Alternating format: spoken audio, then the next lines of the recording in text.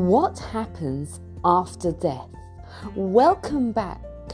I'm Gilaross, author of Living Beautifully, How to Bring Meaning, Joy and Love into Your Life based on the timeless wisdom of Pirkei Avot, and host of the Power Up podcast, where we share real life insights to upgrade your everyday life. Welcome back to the course that we're currently doing is our soul's journey. And today we're going to look at what happens after life, right? What happens after death. And excuse me. So the way we're kind of going to look at it is we're going to look at a phenomenon called near-death experiences, NDEs. So what a near-death experience is when a person is medically dead for a certain amount of time, and then they come back to life. So there is a lot of research on these near-death experiences, right? And there's thousands and thousands of documented cases. And what's particularly fascinating about the research is the research that they do with young children, right? Why is it particularly fascinating? Because if an adult has a near-death experience and then recovers and comes back to life and talks about it, there's always that bit of it is maybe they're influenced by what they've read from other people, right? But when you have a small child, right, who has a near-death experience and then recovers and then talks about what they experienced during that, it's much stronger evidence for what's happening, because it's much less likely that they've read the research or they've read from other people, right? So there's four common elements that people who experience a near-death experience.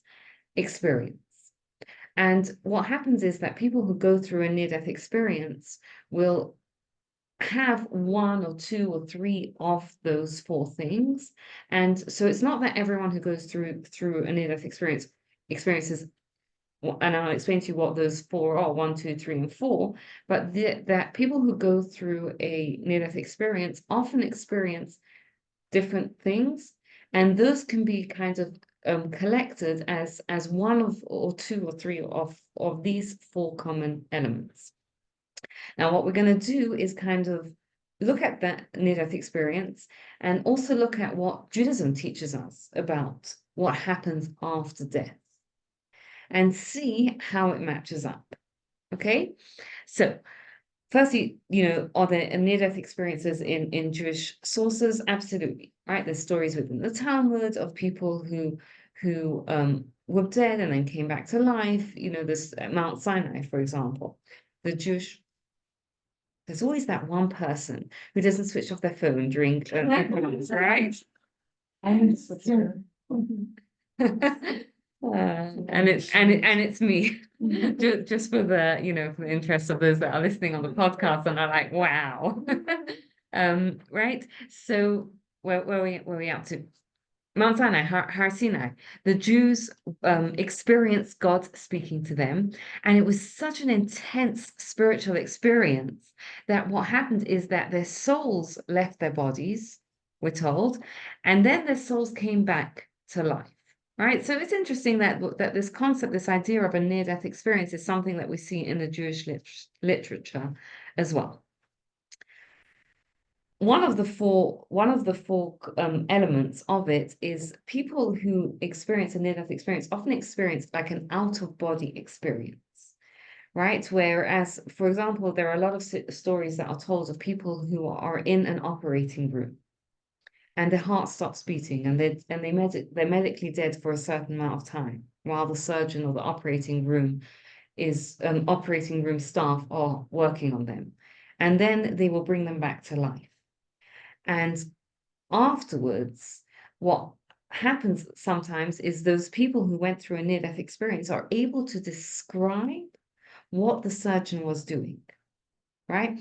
And they are able to describe it not from like what we would think, that if someone was alive and conscious, they would see the surgeon doing XYZ, but they kind of, it's almost like they're like, let's use the word soul. Their soul is out of the body and looking down at their body and has this view of what the surgeon is doing.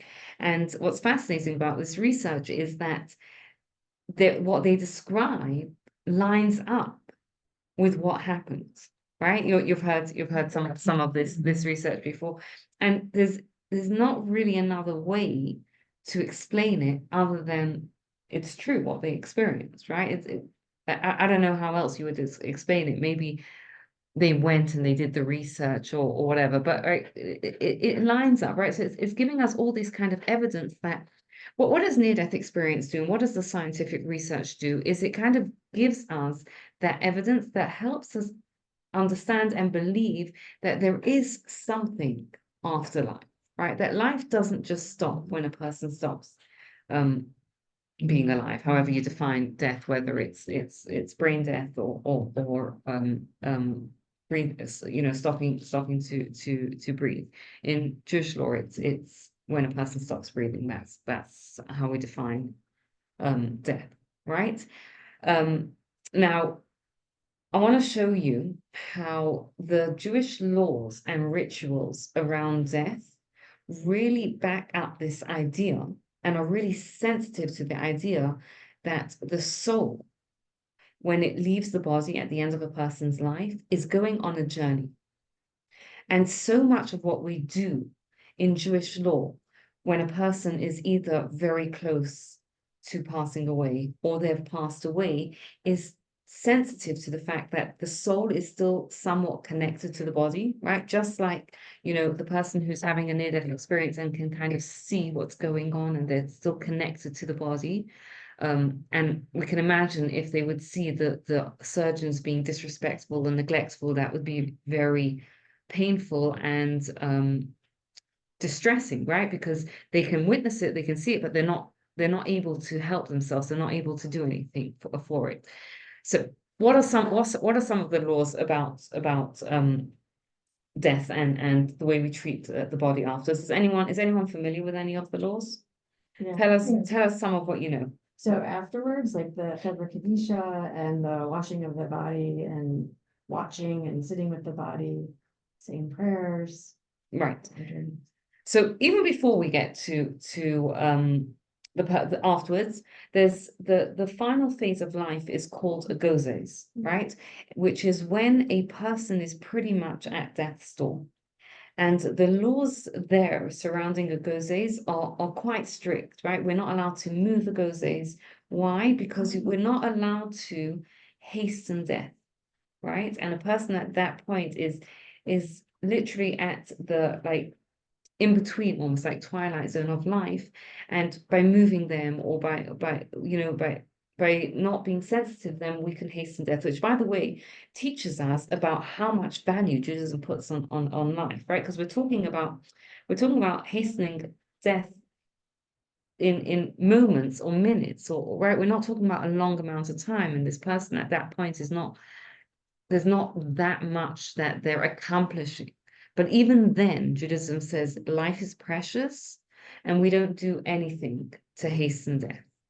Then, as Jenny said, after a person passes away, the soul at that point is very much still connected to the body, right? So the body has passed away. The soul is no longer in the body, but the soul is very much connected to it, which is why we have what's called Chevra Kadisha, which means the holy, what's the Chevra? The holy group. A chevra is kind of a group. Have you familiar with the words Chevra Kadisha, right? It's a holy group. And what their responsibility is they take care of the body from when a person passes away until the burial, right? And I think in English it's called the Burial Society, right? So that's how it's translated. But the literal translation of it is called the holy group. Why is it called holy? Because in Jewish law, the act of taking care of a body and helping that soul on its the body really on its final journey is considered a chesed shel emes, right? An altruistic kindness. Why? Because this is a kindness you're not going to get thanked for, right? The person is no longer alive. They can't say thank you. It's just an act, a pure altruistic kindness. So the body is still connected and can still experience some of what's going on. Sorry, the soul is still connected to the body, and it's can still experience what's going on. So we, as the people that are still alive, are very, very sensitive to this. So there's an idea of shmira, which means guarding, right? The body is someone sits with the body until it from when they pass away until they're buried. And they again, like what would happen there is this there has to be a lot of respect, right? So they would say psalms, or they would, but it's not a time for chit chat or things like that. There's a lot of respect for here that this is a soul that's slowly making the transition into the next world. Similarly, when a person, if anyone has anyone here done a tahara, a ritual preparation of a body for death, so me neither. But then there's a way that the Chevra Kadisha, these volunteers generally will ritually wash and prepare the body for burial. And again, it's done with the utmost respect. There's no chit chat. It's and afterwards they will ask forgiveness from the soul, right? Because in case they did anything that was painful to the soul, right? And it's a tremendously sensitive way, and it's all based on the idea that what happens here is a transition, right? The soul is transitioning from this world to the world to come. Similarly, right? If you look at the flip side of an analogy, right? When a newborn is born, right? When a baby is born, we're very sensitive to that baby, right? So there's a lot of talk in medical literature about how we welcome a child into the world and you dim the lights and you're not right. You don't. Why? Because we recognize that what's going on here is a human being is transition, right? It's a transition from the mother to being outside, to being in this world. And that transition takes time, right? The most intense transition happens at birth, and then the first few days are a transition, and then the first 6 weeks are a transition, and then the first, I don't know, next 100 years are a little bit of a transition, right? But eventually we get used to being in this world. And it's the same thing here, right? The soul is transitioning into the world to come.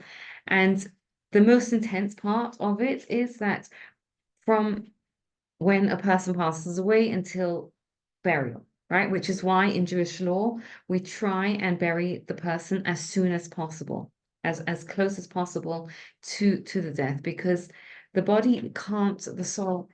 Hello, welcome. Can I trouble you to just grab a chair and from one of the other officers? Sorry about that.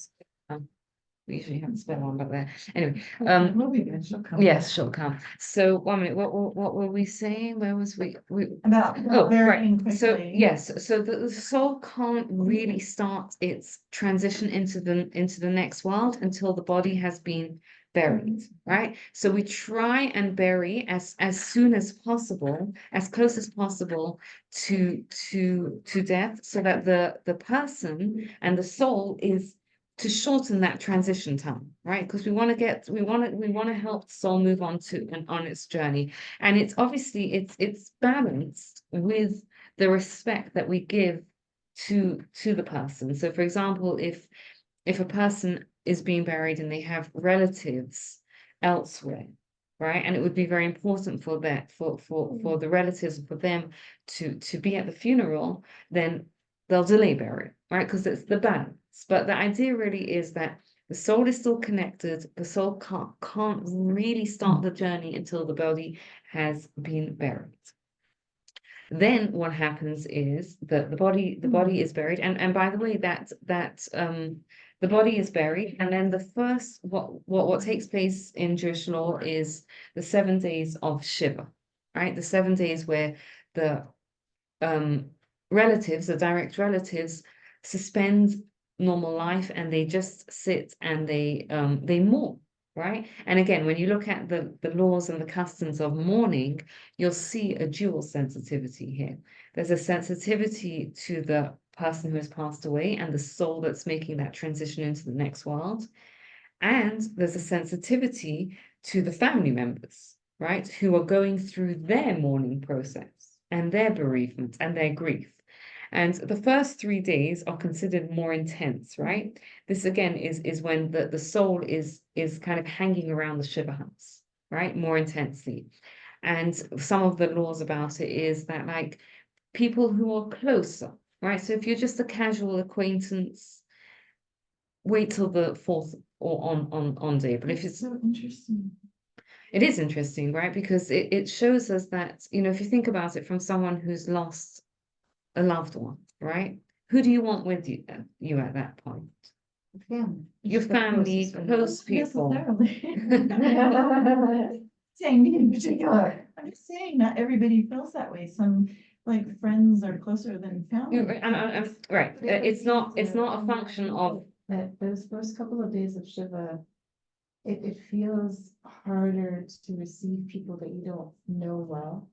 right. It's not a function of a relationship to you, it's a function of closeness. Okay. Right. So if you're a casual acquaintance, right, of someone, you know, then if someone, God forbid, someone loses a relative, right? They want the people that they're close to. Do they want someone, a casual acquaintance who they don't maybe speak to once a year when they meet in a store and be there in the deepest moment of their grief? No. Right. So then you come for I mean, again, Because I'm unique. again, everything is individual Right. and there's no one rule that things, and it's not a law you must not go, it's a sensitivity that Judaism kind of No, it's beautiful. says is that if you are close to the person, go within the first 3 days. But if you're not close to the person, then wait a little bit, right? And again, you know, people can want different things, and that's fine, and they can hopefully have friends that will communicate that to others. And again, like the big part of the Shiva process is to go and to talk about, allow the people to talk about the person that's passed away. And again, there's a dual sensitivity there as well, is because for someone who's going through that mourning and that grief process, it's good to be able to speak about the person that's there. And then the soul is also there, right? Yeah. So if we talk about that person in pleasant ways, right? I mean, it's not the time to bring up, right, like, you know, things that the person wouldn't want to be discussed. But if we talk, you know, nicely about the person, you know, this type of things that we in eulogy, it's a comfort for the soul as well, as it kind of makes its transition into the next world. The next 4 days of the Shiva, the soul is transitioning a little bit away from the Shiva house, and it's moving on into the next world. And again, the first 30 days are also right. It's and I want to talk about the mourners and because some people here might know is there's 30 days of mourning and there's 12 months of mourning, right? So there's Shiva and there's 30 days where this is for any direct relative, a child, a sibling, you know, parent, God forbid, like anyone that's direct relative, keeps 30 days where they would not listen to music, not attend weddings, you know, not have haircuts. There's a transition back into regular life, while at the same time a recognition that it's not the same. Life is not the same, right? There's a process that they're going through. And then sorry. Well, is it for the Shiva to be held at the deceased person's house, from what I've heard? Is that important? I'm not sure. What have you heard? That the Shiva is held at the house where the deceased person was Live. living, you know? I'm not sure. I'd have to I've check heard that. too, Okay. The soul will reside in the area where they were living. Many times logistically, that's not appropriate if they're in a nursing home or that. And so then it's the next closest place where that deceased person would have felt comfortable. Usually that's the nearest relative's house. Right. So, but yeah, it's that sensitivity of like the soul is going to gravitate towards the places where it was at home. Right. Thank you. How would it work in yeah. cases where shit is happening in multiple places? Like, I'm just thinking of like something happening right now. Where, like, you can imagine when families are close, but they're separated by oceans. Oh, yeah. So I don't know, and I should check it out, but we have to also understand that a soul is not a Yeah. physical thing, right? So it is possible that the soul could be, yeah, Yeah. in things, and so I'm not 100% sure though on that. That's just thought that comes to my mind, but And I think I also it goes back to what you said, it's the balance of the sensitivity to the mourners as well. Right. That it's where they feel the most Yeah. comfortable. Yeah. And if they can't travel or, Yeah. whatever, that Yeah. they still. We're still sensitive to their grieving process wherever they may be. Right. yeah. Maybe the soul is in the family members that are seeing Sean. So it's connected to, I wouldn't say it's in. I mean, it depends how you define in, right? But there's definitely a connection, right? There is some sort of connection, and it's hard to kind of like, I think when we try and put physical term to a spiritual being, right? Like it is in, right? That in is a space thing, and a spiritual being doesn't have time or space connected to it, right? Now, for a parent, a child keeps for a parent 12 months. Does anyone know why the discrepancy of 30 days for another family member and 12 months for a parent? So I always thought it was 11 months. Yeah. It's a good I feel really bad. I've lost both parents and lost siblings, so I was like, this is gonna be a very Okay, hard lesson so- to learn. 11 months Is when you say cottage. is when you say Right. Kaddish, right? And we'll talk about Right. why we say Kaddish for 11 months. 12 months is the laws of mourning, right? Which are I thought you could, okay, no, I didn't remember because it's been a long time. right. So, and we'll talk about why when we talk about Kaddish, we'll talk about why it's specifically 11 months. But I just want to clear up something that sometimes comes up with why parents 12 months, and someone loses a spouse, God forbid, or someone loses child or a sibling and it's only 30 days. It's not because Judaism thinks that losing a parent is that much more painful than any of the others of the other relatives. Good out there. Exactly. It's part of the mitzvah of kibbutz of the aim, right? Which is respecting and honoring parents, right? So we have a mitzvah as human beings to give a certain level of honor and respect to our parents, which over and above any other human being, right? Because we're supposed to have gratitude for the fact that they gave us life, even if they were flawed, because all parents are flawed and imperfect. So talking about generally healthy relationships, there's a mitzvah to give respect and honor to a parent. And part of this mitzvah is that when a parent passes away for 12 months, we reduce our joy, right? We reduce the things that bring us joy for it as a sign of respect, which is 11 months longer than for any other relative that someone would do that for. Any questions, any thoughts on it? Okay, so now let's talk about the Kaddish one. So why do we say Kaddish? What's the idea of a Kaddish?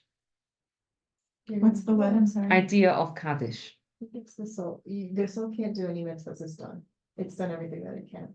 Kaddish is an opportunity to help, even after the body is gone, the soul elevate. Right. So there's an idea that the Talmud talks about, which is that a person is not supposed to go into a cemetery with their tzitzit hanging out, right? With their, like, sort of flaunting their tzitzit, right? The tzitzit is the four-corner garment that men wear, which has those strings on it. Now, why not? Because the Talmud says you can't mock the impoverished. A person who has passed away, as Jessica told us, can no longer do any mitzvahs. Nothing. There's nothing in the world they can do. They can't pray, they can't wear tzitzis, they can't say hello to anyone. There's nothing they can do anymore. And that's a bit painful. That's painful for them because that's it. Our potential is wherever a person passes a thing, that's where the potential has thing.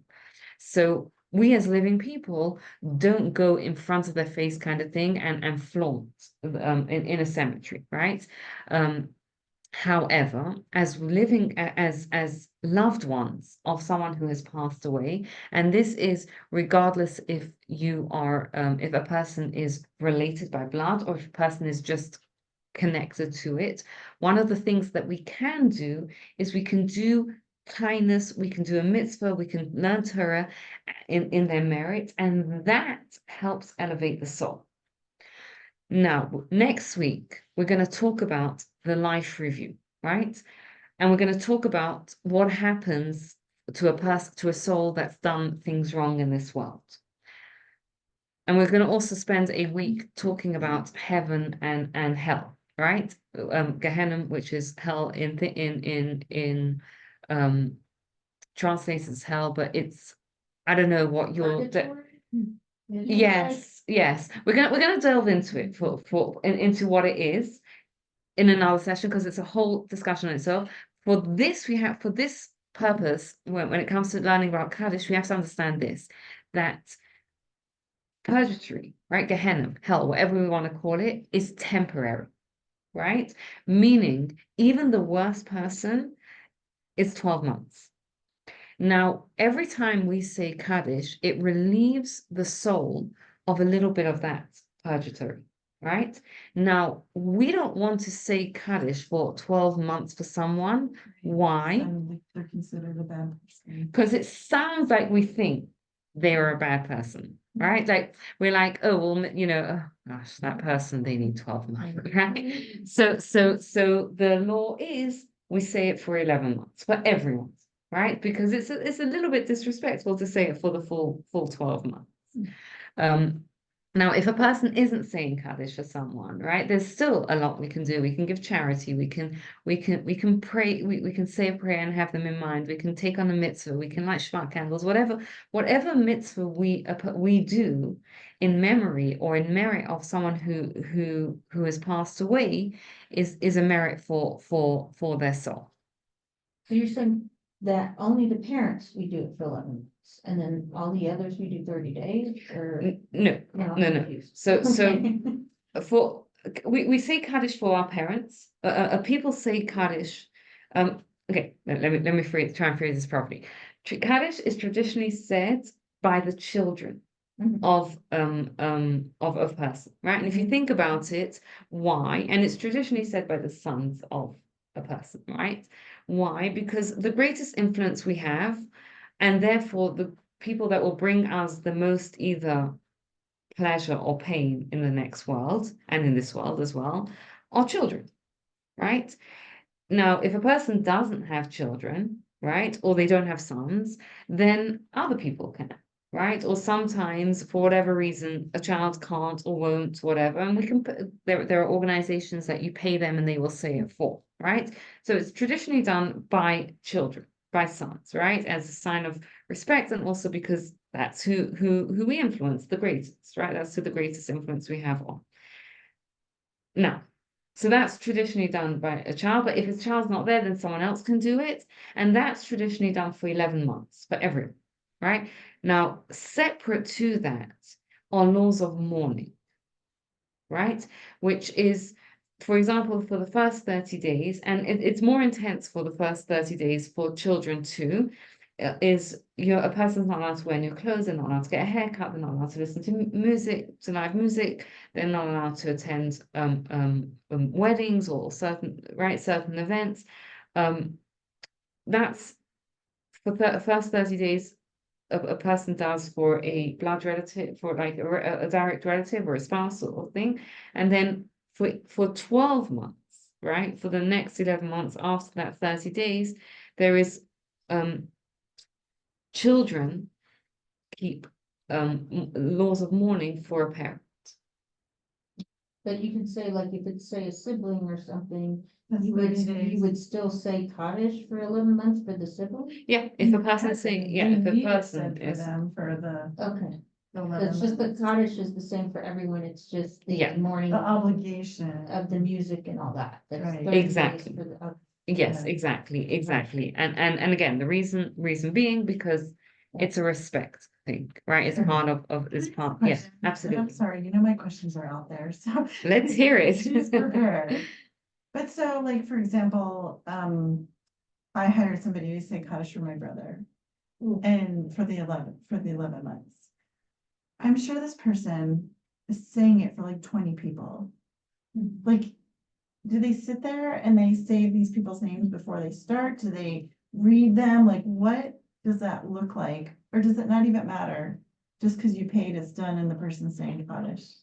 Do you know any part of I that? don't know the details, but I know that it's a very acceptable and way to do it. Like it's Right. completely authentic. No, So I know, but yeah. it just, I don't know, it just seems a little odd. Well, it's if you think about it, what's happening is either you're paying someone to do it for them, and that person is taking it on and doing it, right? So in Jewish law, there's something called shaliach, right? If you want to do a mitzvah and you can't do it for whatever, you can appoint someone to be your shaliach, your messenger to do it for you. And it's the same thing as in real life, right? Let's say, you need a letter delivered, right? From the person lives in New York. So you can't get on a plane and deliver it. So you go over to FedEx and you appoint them to be your messenger to do it, right? The letter gets delivered, you pay them a certain amount of money and it's done, right? So it's the same idea here that you want Kaddish to be said for this person and you appoint them now and you're paying them to do it. And now they're doing it on behalf of this person. And now this soul will benefit from what you've done.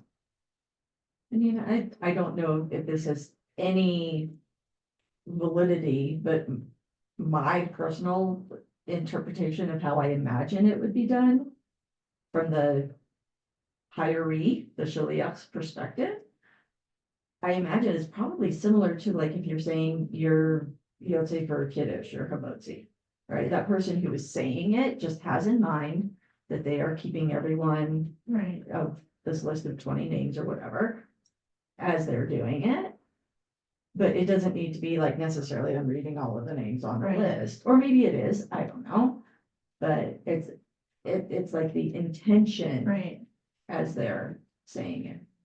Thank Sure. you. Um, Can anyone say, so let's say, I was just thinking about this because oftentimes if you say like. Somebody has multiple children, they're gonna have a lot of people saying cottage for them. Is it a thing for people to say cottage for someone who's not a blood relative? Not because they're being paid, but because they feel a connection to this person and they wanna say cottage for them? you could do that. I Or is It might be not a problem- nightmare, like that's a. well, if the person, if you do it, so what Jessica's talking about is a neder, right? A vow, right? So Jewish law puts a lot of emphasis on vows, right? Like it's very hard to break a vow. And there's different ways of making a vow. A person can say, I'm going to do this for X amount of time, and under certain circumstances that becomes a vow, and then they're obligated to do it. The other way to make a vow is if you do something 3 times consecutively, right? It's called a minhag tova, right? Like a good custom 3 times consecutively, without having in mind that you're not going to make it a promise. That in itself can become a promise. I'll give you an example, right? Let's just say someone decides to give charity before they light candles, right? And it's a nice thing to combine mitzvahs, right? So they do it 1 week before lighting Shabbat candles, they give tzedakah, and they do it a second week, and and then they do it a third week, and they don't have in mind that I'm doing this bli neder without a promise. It could, whatever, everyone should check. If you're ever in that situation, check with whatever, but it could possibly be that they're now obligated to continue doing it. So the best way around it is to just have in mind, I'm doing this without a promise, right? And that's where, if you've ever heard the words bli neder Anyone's heard the words? That's where it comes from, right? When people say blineder, the real, sometimes people say blineder, if you've ever heard the lingo as in like, I'll try kind of thing. But really what blineder means is I'm going to do my best to do it, but I don't want to take it on as a promise, right? So, but it's actually a good practice to get into, to just think, have in mind, I'm doing this, I'm going to try and do it, but I'm not, this is not a promise. But what we got slightly off there. So what were you saying? I'm just thinking in terms like, I was thinking like, if there's a big rock, like saying Kaddish for this big rock for 11 months seems kind of silly, and then I was thinking, all of his talmidim might also be saying Kaddish for this person. I mean, it's possible the person had a big impact in your life, you want to say Kaddish, you might want to. Is that a thing? I don't know if it's a thing, and I think it's also important to bear in mind that saying Kaddish is a big, big commitment, right? I think if someone has parents, it might be slightly problematic to say it. I'm not 100% sure. Again, it's something that I would have to check in. If somebody else says it, why would they think, oh, not, wouldn't it help lift the soul even more? If their parents are still alive, we're talking about, because it might be seen as slightly disrespectful. Oh, so like if the person that's saying Kaddish for someone else and their parents are still Right. alive. So again, that might be slightly problematic. I don't know the details of it. So But again, what if, God forbid, like they lost a sibling? Why couldn't they say it? I don't know what I don't know what the situation is. Same question. Yeah, so this is far more complicated than I thought. Yeah, Sorry. yeah. But yeah. Along the same lines, though, what about the daughters that are female, just in general? Does it carry the same weight as a woman saying Kaddish for somebody else? Or is it like, oh, it doesn't even count because you're not obligated to daven 3 times a day? So Or it like, counts, but then you end up, I had a question, I asked a question about this. You end up in a situation, let's say that you take it on and. or if I'm just And gonna you're say it on davening, Yom Kippur for then- Yisker. It's not Right, like taking it yeah. on all the time, But or just even, is a different, yeah, because taking it all the time, then you get back into the nether situation, because then you're Right. taking on both Kaddish and taking on going to Minyan 3 times a day for the rest of your life. right. Yeah. For the rest of your life? For 11 months. Yes, because you're You mean for going, 11 months? no, because you started going. Because to you Minyan started for going to 11 Minyan 3 months. times a day, so now you have to keep And- going to and it's Minyan not 3 like times a high day. five. Okay, this is exactly. And I also I want to share something. You bring up women, right? My life was the way it is. Session two. We're sticking around for that, right? Okay, so I want to share something with you, right? Because if someone has someone that they loved, or and you're wondering what can I do, what can I do? The thing is, God tells us, the Torah tells us that Hashem counts when it comes to merit, when it comes to reward, Hashem counts for thousands of 1,000 generations, right? Which means that, let's just say you have a friend, right? Or let's say a person had a friend, right? And this friend was always very charitable. And the friend passed away, and the person's like, wow, my friend was so charitable, I'm gonna give charity in her merit, right? And she gives charity, and her kids sort of see that, and her kids give charity. All those times of charity is considered a merit for that soul, right? So the thing is to bear in mind is Kaddish is a very holy prayer. It is absolutely a very holy prayer, and it's a custom that we do to help the soul. It's not the only way we can help the soul of a loved one, right? Yeah. Any sort of mitzvah that we do, anything that we take on, anything that we do is a merit for that person's soul, especially, if we're talking about like a parent, pretty much everything, because our parents influence us in so many different ways. But especially if we just have the thought in mind, right? Like, I'm doing this for the merit of that soul. So there are multiple ways of bringing benefit and merit to a soul that has passed away.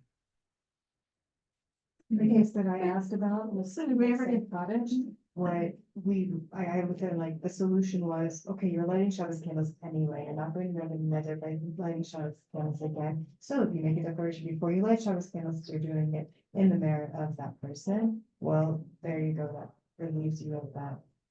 Right, so And I get and that it's the there are thing. other Yeah. things that can be done, but does that mean that if a woman is saying the words of Kaddish during a davening, does it not have the same impact as if the son was saying it? If the daughter says it instead of the son? I did cottage for both, well, at least my second parent that passed away, though I wasn't quite there every day, and I wasn't there 3 times a day. Let's say you just want to go on their yard site, right? I'm not gonna take on a netter of doing something spectacular, right, whatever, but. You know, for Yisker or for a yard site or something like So that. Yiska's different. Yiska's different because Yiska is men and women Mhm. do Yiska, right? Like it's not just Yeah. and incidentally, if you're not in shul, you can do Yiska at home, Right. right? Yeah, 'cause And we don't what's say Kaddish. what's Yeah, you do.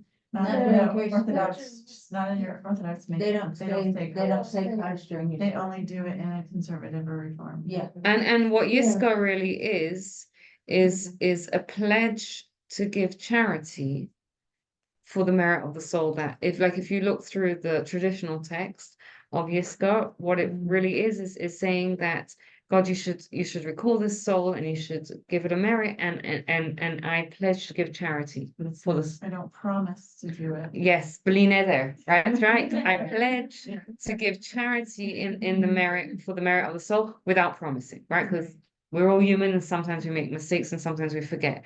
But really, what is Yiska really is giving charity for the merit of the soul. Okay, so that may be a bad example. So and incidentally, if someone's not in shul, you could say that at home. You do not need a minyan for it.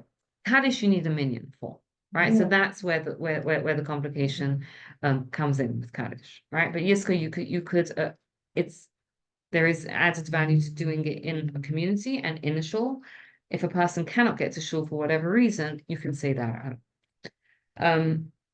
Okay, I want to talk about I want to very quickly talk about the two of the other elements that people who experience a near-death experience have experienced and talk about what it is. One of the other things people talk about is they experience like going through a tunnel, right? And when we look at the Jewish sources, what this lines up with is this idea that the soul is transitioning into another world. And one of the third things that elements that a lot of people experience is like a blinding light or a being of light or something. And again, what this is also when we look at the Jewish sources on it, is the idea of the soul being greeted by other souls, right? And the soul being gathered into God's light. And it's interesting is that there's a lot of people who have experienced near-death experiences, and they talk about not wanting to come back, right? Not wanting to come back because the light and was so warm and inviting that they actually wanted to stay there. And this light kind of pushes them back and says, no, it's not your time yet, right? You've still got something to do in this world, which I think also teaches us about it, is that, you know, we spent time talking about the soul's transition into the next world. That's kind of what we focused on tonight. And we're ending with this idea that even if a soul is being embraced by the next world, right, and the warmth and the light and of the next world, there can still be this, especially if we're talking about near-death experience, this push to be pushed back into this world. Why? Because again, life is a precious opportunity, and it's an opportunity where it's limited, right? Please God, we'll all have long lives, but even within that, yes, even within that, it's a limited opportunity that we get to fulfill our potential and to do good. And that's why sometimes Hashem, you know, a person's having a near-death experience, they may want to stay there, but Hashem's like, no, got to go back because he's still got more to do in this world. And what we're going to do next week is we're going to talk about the life review, because one of the things that a lot of people experience is like a flashback of their entire life. We're going to spend an entire week next week kind of looking at it. Is it punitive? Is it benevolent? What is it about? thank you for spending your time listening. If you enjoyed this, you'll love my new book, Living Beautifully, which you can get now with the code AVOTE25 for 25% off. I'll include the link and the coupon code in the show notes. Thank you so much for taking the time to listen, and please subscribe, share, rate and review the podcast to help us grow.